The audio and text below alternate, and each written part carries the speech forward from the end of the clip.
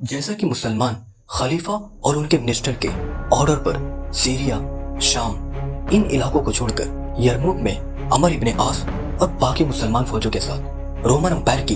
2 لاکھ فوج کا انتظار کرنے لگے۔ اسی دوران مدینہ میں خلیفہ حضرت عمر رضی اللہ اور ان کے منسٹر بہت ٹینشن میں تھے۔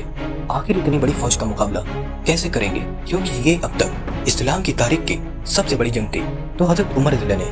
مدینہ میں اس فوج کی مدد کے لیے لوگ جمع کرنا شروع کر دیا۔ تو حضرت عمر رضی اللہ نے مسجد نبوی میں سب کو بلا کر ایک بہت ہی زبردست اسپیچ دی، جس میں سب سے پہلے وہ صحابہ بھی شامل تھے جو اسلام کی پہلی جنگ بدر میں شامل تھے، اور اب ان کی ایج بھی بہت زیادہ تھی، لیکن یہ جنگ اتنی خطرناک تھی کہ بدر کے 100 صحابہ اس جنگ میں شامل ہونے کے لیے تیار ہوئے۔ مطلب جنگ بدر کے 313 میں سے 100 صحابہ، جو بہت ہی بڑا نمبر ہے، تو یہ بدری صحابہ بھی بالکل جنگ بدر کی طرح اب جنگ یرموک کی طرف جانے کے لیے تیار تھے۔ ان 100 صحابہ کو دیکھ کر 1000 اور صحابہ تیار ہو گئے، اور ان 1000 کو دیکھ کر 5000 اور صحابہ تیار ہو گئے۔ اب یہاں یرموک کے میدان میں ایک طرف 2 لاکھ فوج اور دوسری طرف صرف 30,000 کی فوج کھڑی تھی، لیکن کافی دن گزرنے کے بعد بھی ان دونوں فوجوں میں سے کوئی بھی ایک دوسرے پر حملہ نہیں کر رہا تھا، اور کئی ہفتوں تک رومن کیمپ سے شراب اور پارٹیز کی آوازیں آتی رہتی تھی۔ ایسا لگ رہا تھا کہ یہ لوگ کوئی جنگ کے لیے نہیں آئے۔ یہ دیکھ کر خالد بن ولید نے سوچا کہ یہ ضرور کوئی نہ کوئی سازش ہوگی۔ تو اچانک ایک دن رومن جنرل وہان کا ایک بندہ مسلمانوں کے کیمپ کی طرف آیا اور ابو عبیدہ سے کہا کہ ہم آپ سے لڑنا نہیں چاہتے، بلکہ آپ لوگوں کے ساتھ ایک ڈیل کرنا چاہتے ہیں۔ تو یہ ڈیل صرف ایک بہانہ تھا جس کا خالد بن ولید کو پہلے ہی اندازہ ہو گیا تھا۔ تو انہوں نے سیدھا ایک خط حضرت عمر رضی اللہ کی طرف بھیجا کہ یہاں پر یہ سب کچھ چل رہا ہے۔ تو حضرت عمر رضی اللہ نے پرشین امپائر میں مسلمانوں کی فوج کی طرف آرڈر بھیجا کہ کسی بھی حال میں پرشین امپائر کے ساتھ جنگ نہیں کرنا، بلکہ ان کے ساتھ نیگوشیشن اسٹارٹ کرو کہ ہم آپ سے اور جنگ نہیں کرنا چاہتے، اور ہم اپنے علاقوں میں واپس جا رہے ہیں، تاکہ اس سے پرشین امپائر کی فوج کی سپیڈ سلو ہو جائے۔ اور ایسا ہی ہوا۔ پرشین بادشاہ یہ سن کر بہت ہی خوش ہوا، اور مسلمانوں کی اس نیگوشیشن میں ان کا بہت ٹائم ویسٹ ہونے لگا۔ تو اس طرح حضرت عمر رضی اللہ نے اپنی زبردست پلاننگ کی وجہ سے پرشین امپائر سے جنگ کا خطرہ تھوڑا ڈیلے کر دیا۔ نہ رومن فوج یرموک میں اب بھی پرشین فوج کا انتظار کر رہی تھی، لیکن اچانک انہوں نے دیکھا کہ مدینہ سے ایک نئی فوج آ کر مسلمانوں کی فوج کو جوائن کر لیا۔ یہ وہی 6000 کی فوج تھی جو حضرت عمر رضی اللہ نے بھیجی تھی، لیکن اس فوج کو آرڈر دیے گئے کہ تم سب ایک ساتھ یرموک کے میدان میں داخل نہیں ہونا، بلکہ ہر دن چھوٹے چھوٹے گروپس میں 500 یا 1000 لوگ اس میدان میں داخل ہوں۔ اس سے بہت بڑا فائدہ یہ ہوا کہ ہر دن رومن امپائر صبح اٹھتی ہے اور دیکھتی ہے کہ ان کے سامنے ایک نئی فوج آ کر مسلمانوں کے ساتھ مل جاتی ہے۔ تو آخر رومن جنرل وہان نے سوچا کہ اگر ایسا ہی چلتا رہا تو مسلمانوں کو ہرانا بہت ہی مشکل ہو جائے گا۔ تو آخر ایک دن فائنلی آلموسٹ 1 مہینے کے بعد رومن امپائر کی فوج اپنے کیمپس کو چھوڑ کر آگے بڑھنے لگی، اور بالکل مسلمانوں کے سامنے آ کر کھڑی ہو گئی۔ یہ دیکھ کر مسلمانوں نے بھی اپنی صفیں سیدھی کی، اور دونوں فوجیں جنگ کے لیے تیار ہو گئی۔ اس اینیمیشن کو دیکھ کے یہ جنگ اس زمانے میں کچھ اس طرح لگ رہی تھی، کیونکہ یہ ہے مسلمانوں کی 30,000 کی فوج، اور ان کے سامنے یہ کھڑی ہے رومن امپائر کی 2 لاکھ کی فوج۔ اتنا بڑا ڈیفرنس۔ تو ابو عبیدہ نے اپنی فوج کو آرگنائز کیا، اور اپنی فوج کے پیچھے اپنے 4 مین جنرل کھڑے کیے، عمر ابن عاص، شرحبیل اور یزید بن ابو سفیان۔ جنگ سے صرف 1 رات پہلے ابو عبیدہ نے اپنے سارے جنرلز کی ایک میٹنگ بلائی، اور ان سب نے مل کر جنگ کی پلاننگ کرنا شروع کیا۔ اب جب یہ سارے جنگ کی پلاننگ کر رہے تھے تو اچانک ابو عبیدہ نے کہا کہ آپ سب کا اس بارے میں کیا خیال ہے کہ ہم صرف اس جنگ کے لیے لیڈر کو بدل دیں، مطلب میری جگہ خالد بن ولید کو اس جنگ کا لیڈر بنائیں، اور آرمی چیف تو میں ہی رہوں گا، کیونکہ ہم خلیفہ کے آرڈر کے خلاف نہیں جا سکتے، لیکن صرف اس جنگ کے لیے۔ What you think? اس پر سارے جنرلز نے کہا کہ کیا بات کہی آپ نے، یہ تو ہم سب بھی سوچ رہے تھے، اور جنگ کا اصل مزہ تو اب آئے گا، کیونکہ ان سب کو پتا تھا کہ اس جنگ میں خالد بن ولید جیسے جینیس شخص کی سخت ضرورت پڑے گی۔ تو اگلے دن مطلب جنگ یرموک کے پہلے دن ابو عبیدہ ابن جراح اپنی پوزیشن سے نیچے آئے اور عام جنرلز کی رینک میں کھڑے ہو گئے، خالد بن ولید پیچھے آ کر دوبارہ آرمی چیف کی پوزیشن پر کھڑے ہو گئے اور جنگ شروع ہوئی۔ اس جنگ میں وہ سارے ہی بڑے صحابہ موجود تھے جن کا نام ہم احادیث اور ہسٹری میں بار بار سنتے رہتے ہیں۔ فار ایگزامپل ابو ذر غفاری، ابو ہریرہ، عبداللہ ابن عمر،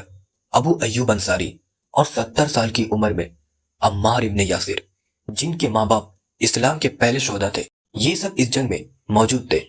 اور ابو بکر، عمر اور عثمان رضی اللہ کے بیٹے بھی اس جنگ میں شامل تھے۔ جنگ کا پہلا دن رومن فوج نمبر میں زیادہ ہونے کی وجہ سے پہلے ہی مسلمانوں پر حملہ کر دیا اور بہت دیر تک لڑائی ہوئی، لیکن اس دن دونوں فوجوں کو کوئی خاص نقصان نہیں ہوا کیونکہ دونوں ہی فوجیں ایک دوسرے کی طاقت اور ہمت کو ٹیسٹ کر رہے تھے۔ شام ہوتے ہی دونوں فوجیں اپنی اپنی پوزیشن پر واپس چلی گئیں۔ اس جنگ میں ایک رومن سولجر جارج بھی شہید ہوا۔ شہید یہ کیسے؟ کیونکہ جنگ سے پہلے ہی جارج رومن آرمی کو چھوڑ کر اسلام قبول کر کے مسلمانوں کے ساتھ شامل ہو گیا اور اپنے اسلام کے پہلے دن شہید ہو گیا۔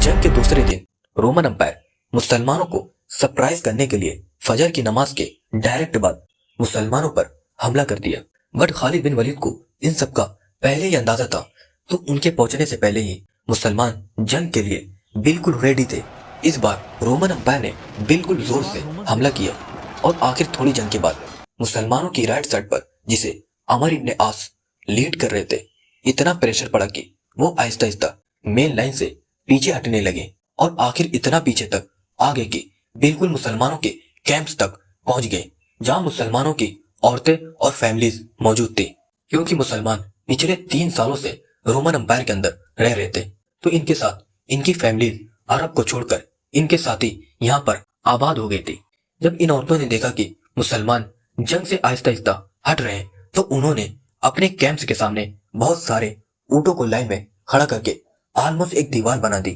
اور خود تلوار اٹھا کر رومن امپائر کی فوج کے سامنے جنگ میں کود پڑی، جو اس سے پہلے کبھی بھی نہیں ہوا تھا۔ اور کچھ عورتیں اپنے کیمپ سے مسلمان مردوں پر پتھر پھینکنے لگی اور کچھ ایسے اشعار پڑھنے لگی کہ تاکہ مسلمان مردوں کو جنگ سے پیچھے ہٹنے میں شرم آئے اور وہ آگے بڑھے، اور ایسا ہی ہوا اور مسلمانوں کی فوج اور پیچھے ہٹنے سے رک گئی اور اپنی جگہ پر مضبوطی سے کھڑی ہو گئی۔ اور اسی ٹائم پر خالد بن ولید اپنی فوج لے کر مسلمانوں کی رائٹ سائڈ کی فوج کی مدد کے لیے پہنچے، اور پھر عمر ابن عاص اور خالد بن ولید نے مل کر رومن امپائر کی فوج کو واپس دھکیل دیا اور وہیں پر واپس لے کر آئے جہاں سے جنگ شروع ہوئی۔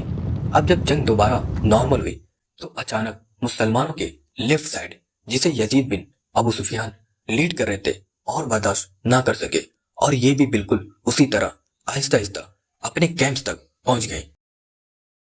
جہاں ایک بار پھر مسلمان عورتوں نے تلوار اٹھا کر رومن امپائر کے خلاف جنگ میں شامل ہو گئی، اور باقی عورتیں پھر ان پر پتھر پھینکنے لگی اور کچھ ایسے اشعار پڑھنے لگی جن سے مسلمانوں کا حوصلہ بڑھ سکے۔ ان سب کے بعد یہ فوج بھی اپنی جگہ اسٹیبل ہو گئی۔ یہ دیکھ کر خالد بن ولید اگین رائٹ سائڈ سے فل اسپیڈ لیفٹ سائڈ کی مدد کے لیے اپنی فوج کے ساتھ دوبارہ پہنچے، اور پھر اس فوج کو بھی پیچھے ہٹا کر دوبارہ وہیں لے گئے جہاں پہلے تھے۔ اور پھر تھوڑی دیر شام ہونے کے بعد رومن فوج بغیر کچھ کیے واپس اپنے کیمپ کی طرف چلی گئی۔ یرموک کے تیسرے دن رومن امپائر نے دوبارہ مسلمانوں پر حملہ کیا، اور اگین تھوڑی سی جنگ کے بعد اسی طرح مسلمانوں کی رائٹ سائڈ کی فوج دوبارہ پیچھے ہٹنے لگی، لیکن انہیں اس بار آرڈر دیے جا چکے تھے کہ پچھلی دفعہ کی طرح سیدھی لائن میں پیچھے نہیں ہٹنا، بلکہ ایک اسپیسیفک اینگل میں ہٹنا، تاکہ رومن امپائر کی پوری فوج 2 میں ڈیوائیڈ ہو جائے اور خالد بن ولید سینٹر سے ان پر حملہ کر سکے۔ تو مسلمان فوجوں نے بھی ایگزیکٹلی ایسا ہی کیا، کیونکہ اسی طرح مسلمان اور رومن شام تک لڑتے رہے اور دونوں سائڈ سے بہت سارے لوگ مارے گئے، اور شام ہوتے ہی رومن فوج دوبارہ اپنے کیمپس کی طرف واپس چلی گئی۔ جنگ یرموک کا چوتھا دن، اس جنگ کا سب سے خطرناک دن، رومن جنرل وہان نے اپنی اسٹریٹجی بالکل بدل دی اور صبح ہوتے ہی صرف اپنی لیفٹ سائڈ کی فوج کو مسلمانوں پر حملے کا حکم دیا اور دوسری فوج کو آہستہ آہستہ لے کر آگے بڑھنے لگا۔ وہان کا یہ پلان بہت ہی زبردست تھا، کیونکہ کچھ ہی دیر کے بعد اگین مسلمانوں کی رائٹ سائڈ کی فوج جنگ سے پیچھے ہٹنے لگی۔ خالد بن ولید نے یہ دیکھ کر سچویشن کو سنبھالنے کے لیے ابو عبیدہ اور یزید کو حکم دیا کہ یہی کھڑے ہونے کے بجائے تم رومن فوج پر حملہ کرو اور خود رائٹ سائڈ پر مسلمانوں کی مدد کے لیے پہنچے۔ ابو عبیدہ اور ان کی فوج نے آگے جا کر رومن امپائر کو کافی دیر تک روکے رکھا اور کافی دیر تک جنگ اسی طرح چلتی رہی، اور آخر رومن جنرل نے اپنے آرچرز کو آگے کیا اور انہوں نے ابو عبیدہ کی فوج پر تیر برسانا شروع کر دیا، جس سے بہت سارے مسلمان شہید ہوئے، اور جو مسلمان بچ گئے ان میں سے 700 لوگوں کی آنکھوں میں تیر لگ گئے، جن سے وہ آلموسٹ بلائنڈ ہو گئے، جس سے مجبوراً ابو عبیدہ کی فوج آہستہ آہستہ پیچھے ہٹنے لگی۔ پہلی بار مسلمانوں کی لیفٹ اور رائٹ دونوں فوجیں اتنے پیچھے چلی گئی کہ دونوں فوجیں اپنے کیمپس تک پہنچ گئی، اور وہاں ایک بار پھر مسلمان عورتوں نے اپنے کیمپ سے نکل کر تلوار اٹھا کر رومن امپائر کے خلاف لڑنا شروع کر دیا، اور باقی عورتوں نے بھی دوبارہ ان پر پتھر پھینکنا شروع کر دیا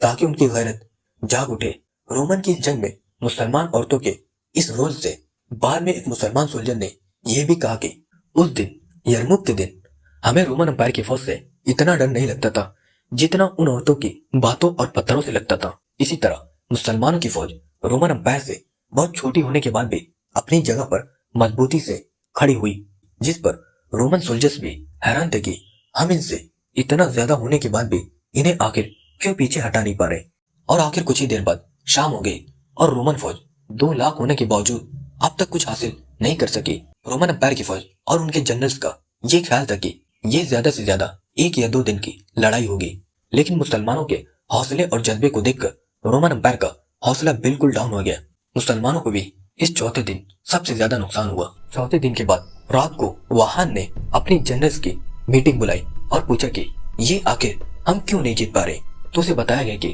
مسلمان پیچھے ہٹنے والے نہیں ہیں، لیکن اس بار رومن امپائر نے حملہ کیا ہی نہیں بلکہ اپنی طرف سے ایک میسنجر مسلمانوں کی طرف بھیجا، جس نے خالد بن ولید کو بتایا کہ رومن فوج اب اور جنگ کرنا نہیں چاہتی، تو بس ہم جنگ کو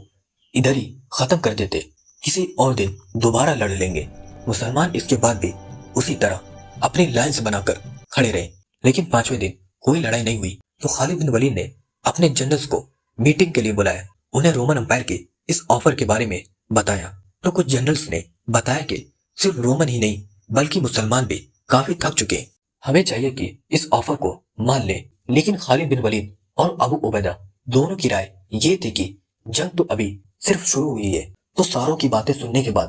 خالد بن ولید کھڑے ہوئے اور انہیں بتایا کہ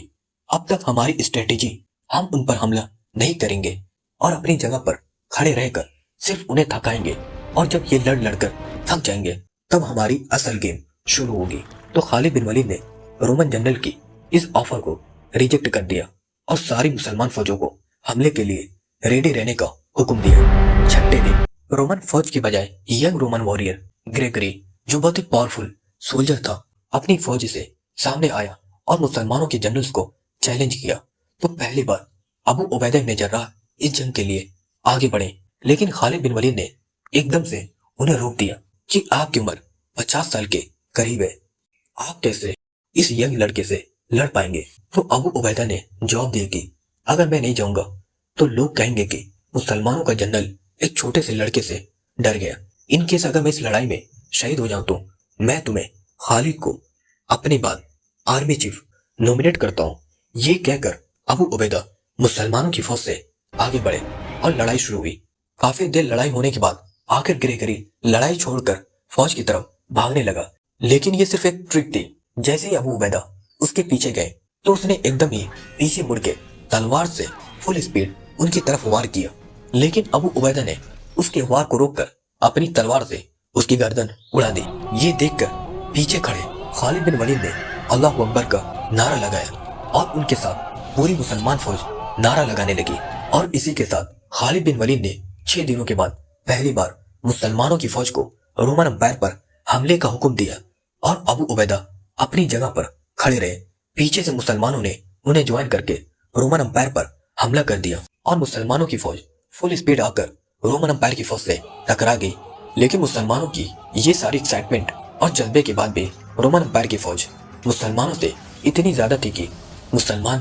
انہیں کوئی زیادہ نقصان نہیں پہنچا پائے، اور کافی دیر تک جنگ اسی طرح چلتی رہی، اور بہت سارے مسلمان شہید ہونے لگے، اور آہستہ آہستہ ایسا لگنے لگا کہ خالد بن ولید نے یہ حملہ کر کے بہت بڑی غلطی کی ہے، کیونکہ اب یہاں سے پیچھے جانا امپاسبل تھا۔ تو رومن جنرل وہان نے بھی خالد بن ولید کی اس غلط اسٹریٹجی کو دیکھ کر بہت خوش ہوا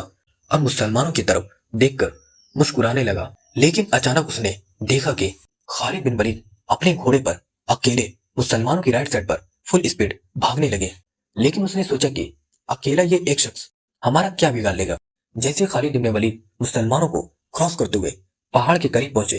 تو اچانک پہاڑ کے پیچھے سے 8000 ہارس مین فل اسپیڈ خالد بن ولید کے ساتھ شامل ہو گئے، اور ان 8000 ہارس مین نے رومن امپائر کی فوج پر رائٹ سائڈ سے حملہ کر دیا۔ اب اس کا کسی کو پتہ نہیں تھا، تو جنگ سے ایک رات پہلے ہی خالد بن ولید نے ان 8000 ہارس مین کو اس پہاڑ کے پیچھے بھیجا تھا۔ جب تم مجھے اپنے گھوڑے پر فل اسپیڈ بھاگتا ہوا دیکھو تو یہی تمہارا حملہ کرنے کا سگنل ہے۔ یہ 8000 ہارس مین بہت تیزی سے رومن امپائر کی فوج کو ختم کرنے لگے۔ یہ دیکھ کر رومن امپائر کی ساری فوج میں خوف پھیل گیا، جس سے رومن امپائر کی فوج آہستہ آہستہ جنگ چھوڑ کر ہر طرف بھاگنے لگی اور مسلمان ان کا پیچھا کرنے لگے۔ یہ فوج جنگ سے فل اسپیڈ اس پل کی طرف بھاگی جو ان کے بھاگنے کا مین راستہ تھا۔ لیکن جیسے ہی یہ فوج پل کے قریب پہنچی تو انہوں نے دیکھا کہ یہاں بھی پہلے سے مسلمانوں کی فوج کا ایک ڈویژن کھڑا ہے، اور انہیں بھی ایک رات پہلے خالد بن ولید نے اس فوج سے چھپا کر پیچھے برج کے پاس کھڑا کیا تھا۔ مطلب خالد بن ولید کی کیلکولیشن اتنی پاورفل تھی کہ انہیں پتا تھا کہ یہ جنگ تو میں جیت جاؤں گا، لیکن جنگ ہارنے کے بعد جب رومنز بھاگیں گے تو میں انہیں بھاگنے نہیں دوں گا۔ جب خالد بن ولید نے یہ منظر دیکھا تو انہوں نے تھوڑی دیر کے لیے اپنی آنکھیں بند کی اور اللہ کا اس عظیم فتح پر شکر ادا کیا، اور پھر اپنی آنکھیں کھول کر سب سے پہلے پوچھا کہ وہان کدھر ہے؟ تو انہیں بتایا گیا کہ وہان تو یہاں سے بھاگ چکا ہے۔ تو خالد بن ولید بھی فل اسپیڈ اس کے پیچھے گئے اور کچھ ہی دیر میں اسے پکڑ کر مار دیا۔ اس جنگ یرموک کو بیٹل آف سینچری کہا جاتا ہے۔ اس جنگ نے دنیا کی تاریخ کو ہمیشہ کے لیے بدل دیا۔ امیجن کہ جب اس جیت کی خبر مدینہ پہنچی ہوگی تو مسلمان کتنا خوش ہوئے ہوں گے، but at the same time جب اس جنگ کے ہارنے کی خبر رومن امپائر کے بادشاہ ہیرکل تک پہنچی تو اس نے انطاکیہ میں آخری بار کھڑے ہو کر شام کی طرف دیکھا اور کہا کہ اے شام کی زمین، میں تمہیں سلام پیش کرتا ہوں کہ تم دنیا کی سب سے خوبصورت زمینوں میں سے ایک ہو، لیکن افسوس آج کے بعد ہم دوبارہ یہاں کبھی نہیں آ سکیں گے۔ یہ کہتے ہی ہیرکل شام کو ہمیشہ کے لیے چھوڑ کر اپنے کیپٹل استنبول چلا گیا۔